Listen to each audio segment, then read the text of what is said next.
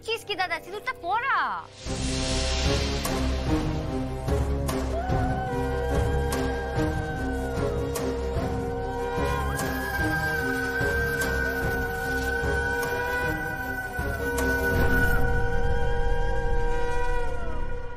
দাঁড়াও দাদা,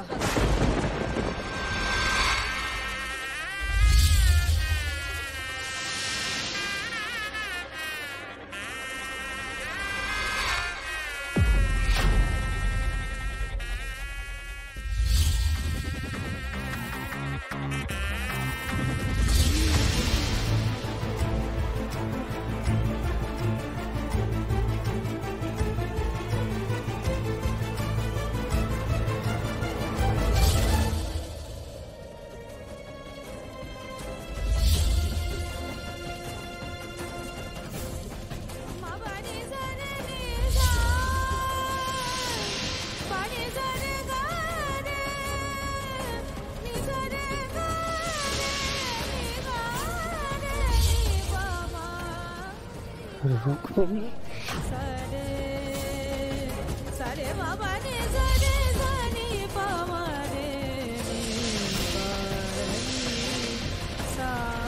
রুক্মিণী লন্ডন থেকে এখানে চলে এলো।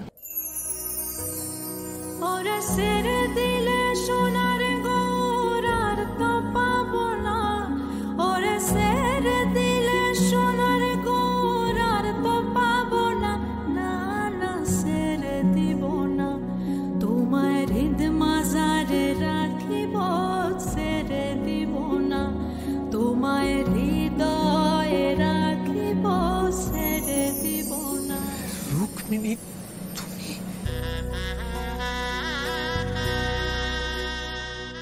হ্যাঁ দাদা, এসেছে রুকু দিদি। তোমার রুক্মিণী তোমার কাছে ছুটে এসেছে।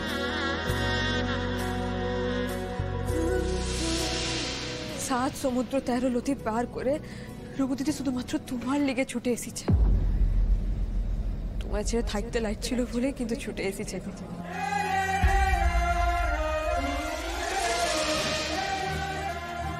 এর পরেও কি তুমি অন্য কাউকে বিয়া করতে পারবে দাদা? মানতে পারছি না, বিশ্বাস যাচ্ছে লাই।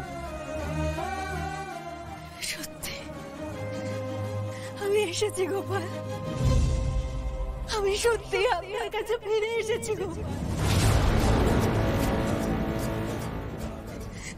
আমি থাকতে চাই আপনার সঙ্গে, থাকতে চাই আমি আপনাকে ঘিরে।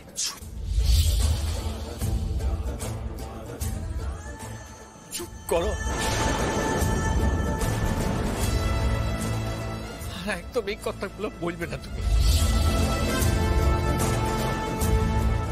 শুনতে চাই না এই কথাগুলো। কি কি বলছোটা কি তুমি দাদা? গোপাল দা, আর কি বলবো বলো তো রায়া?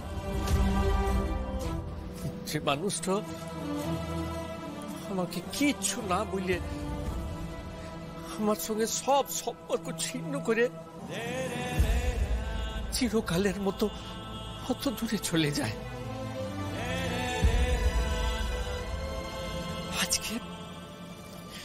আজ ঘটনা চক্রে আমি যখন ওই ত্যাগটা স্বীকার করে নিয়ে আমার জীবনটাকে কোনোভাবে চালনা করার চেষ্টা করছি,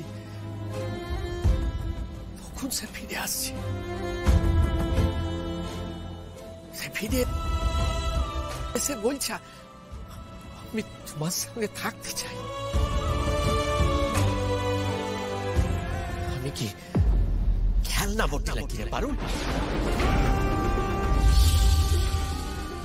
খেলনা যে আমাকে নিয়ে খেলা করা যায়, ইচ্ছা মতো আমাকে চালনা করা যায়।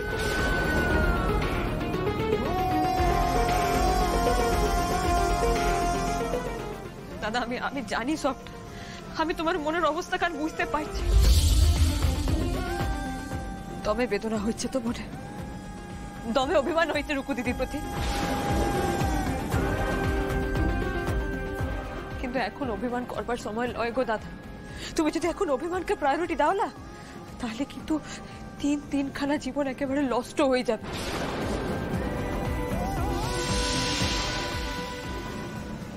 রঘু দিদি, তুমি বোঝাও না কেন? তুমি দাদাকে বোঝাতে পারবে? তুমি বোঝাও প্লিজ দিদি। দিদি কিছু বল, তোর কনভিকশনের কথা বল গোপাল দাকে। বল যে তুই জেনে বুঝে কাউকে হিউমিলেট করতে চাসনি। You are just little confused. বল সেটা গোপাল দাকে। কেউ কিচ্ছু বলবে না, কিচ্ছুটি বলবে না। আমাকে একবারও কিছু জানানোর কথা তুমি ভাবলে নাই? আমাকে কি এতটা ইনমেটেরিয়াল ভাবলে তোমার জীবনে? আজকে তুমি লন্ডন থেকে ফিরে এসে বলছো, আমিও তোমার সাথে